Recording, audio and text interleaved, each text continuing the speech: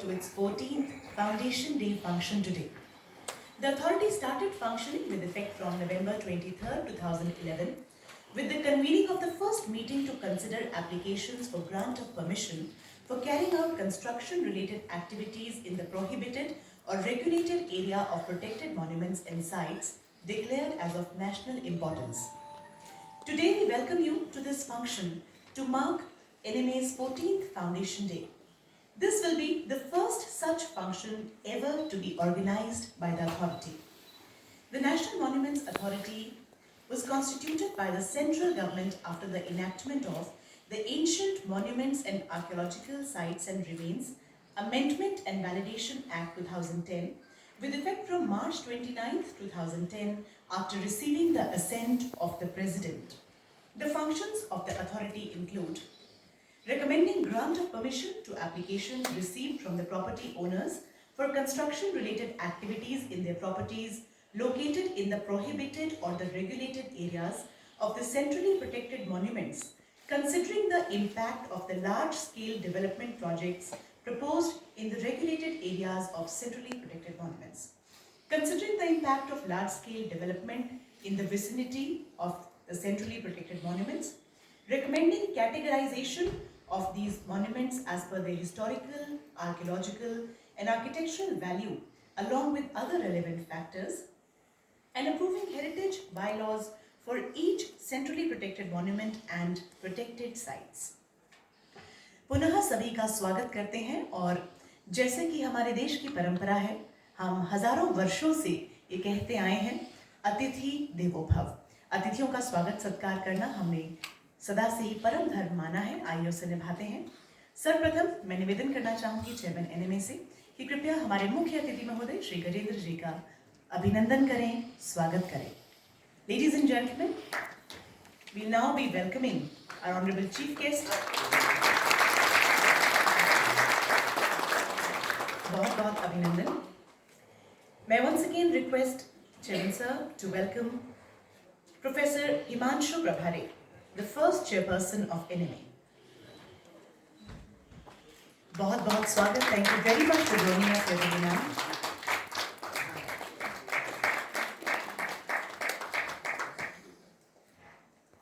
May I please request whole-time member NMA, Shri T.N. Tiwari, to welcome Chairman NMA, Professor Kishore K. Pasa.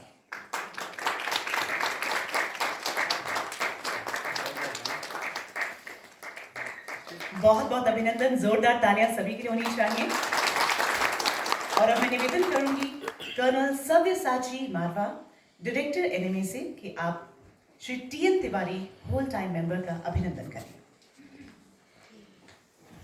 बहुत-बहुत अभिनंदन और पुनः करतल ध्वनि से हमारे सभी गणमान्य अतिथियों का स्वागत करते हैं।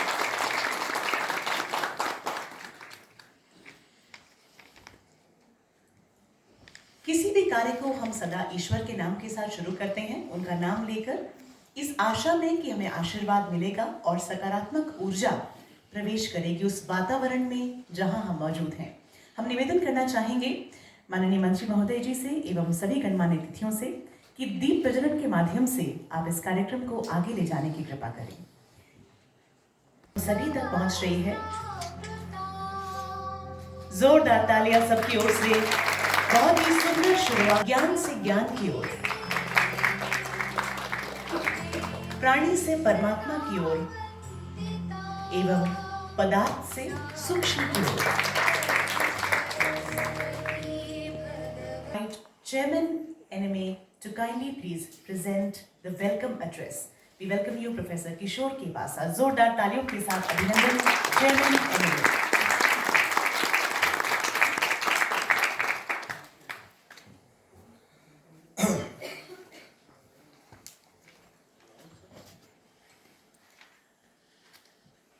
आप सभी को हमारा 14th फाउंडेशन डे के लिए मैं आप सभी को अभिनंदन ज्ञापन करता हूं और आभार भी व्यक्त करता हूं।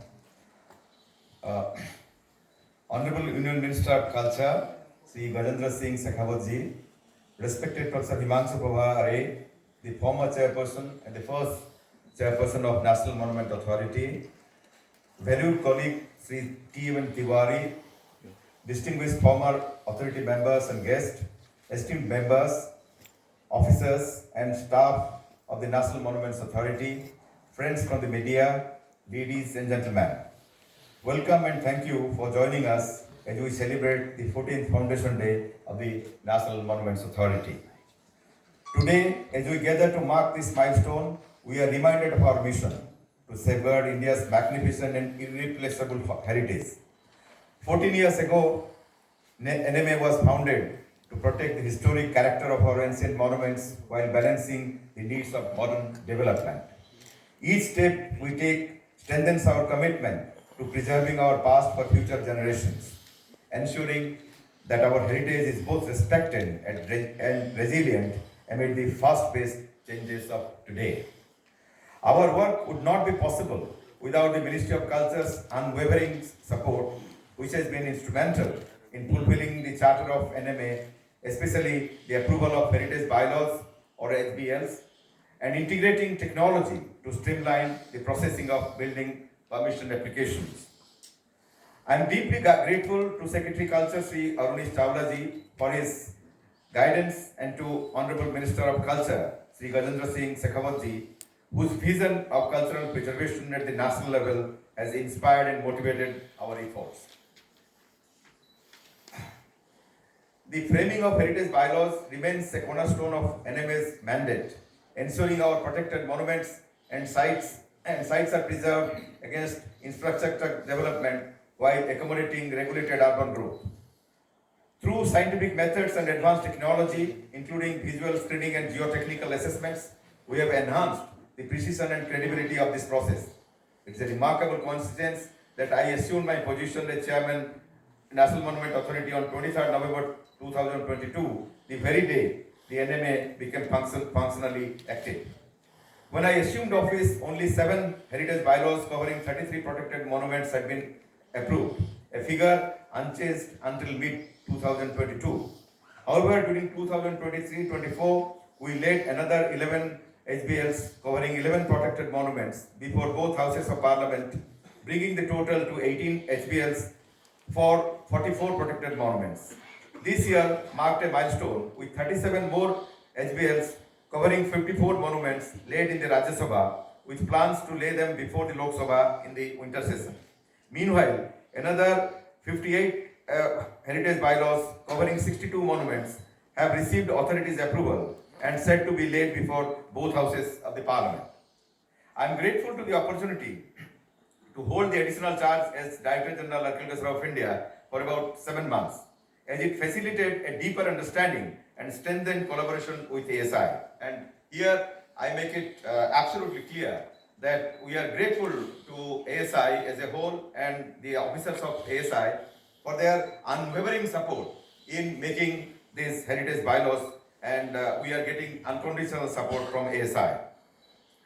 To expedite the work of heritage bylaws, we expanded our pool of expert heritage bodies from 48 to 72. NMA has also adopted a two-pronged approach. The first methodology involved assigning 150 draft heritage bylaws covering 154 monuments previously prepared by regional directors of ASI to 19 expert heritage bodies for heritage consultation after the approval of the minimum negotiated rate by the competent authority. The second approach involved issuing a request for proposal to prepare initial 114 draft heritage bylaws covering 153 monuments based on site plans provided by ASI. Since accurate monument-specific site plans are essential building blocks for the preparation of heritage bylaws, and here I must say that the site plans are prepared by the superintending archaeologist in various circles. We prioritize their preparation according to Rule 21 parameters by actively engaging with ASI circles to identify bottlenecks and refine these plans. For doing this, our conservation architects conducted an in situ verifications of site plans across all ASI regions, pioneering critical areas for improvement such as standard symbol usage, color codes, and clarity on protected and regulated areas. Additionally, to ensure a steady stream of quality site plans in future, we organized regional capacity building workshop in New Delhi, Kolkata, Mumbai, and Chennai, equipping ASI superintending archaeologists and surveyors with the skills necessary for accurate site plan preparation. These efforts have accelerated the framing of HBLs. We followed a simple principle. Previously, what was happening was the superintending archaeologists were preparing the site plans. They were sending the site plans to their head office. The head office was sending their site plans to us. Then we were making our observations. We were sending back to head office, and this thing was taking a lot of time. What we decided was we talked to the regional directors and the superintending archaeologists. We straight sent our conservation assistants direct to the superintending archaeologist who has prepared the site plan. They discussed the matter, and then whatever issues were there, it was settled between the superintending archaeologist and our conservation architect. In the process, the preparation of site plan has become faster. And again, I must convey our sincere thanks to officers of Agriculture of India for their support in this regard. We have also taken significant steps in the digital realm with the Novabs portal facilitating streamlined processing of construction-related permissions around protected monuments. By integrating with tools like ISRO's Smarak app, we are able to provide citizen-centric, efficient services, a reflection of our commitment to the ease of doing business initiative. None of this would be possible without the dedication of our team, our officers, staff, and young professionals who manage regulatory applications, innovate new processes, and engage with the community. Despite staffing constraints, their efforts ensure the timely and responsible processing of permissions while preserving the sanctity of our heritage sites. As we celebrate this 14th Foundation Day, let us collectively renew our pledge to protect and promote India's cultural legacy. Our work today echoes through generations, ensuring that every monument and every site continues to inspire, educate, and remind us of the depth of our heritage. Thank you all for your dedication and continued support. I now look forward to hearing from our distinguished speakers and working together towards a future where our shared heritage shines brighter than ever. Let the monuments speak not only for the present but for the future. Thank you, ladies and gentlemen.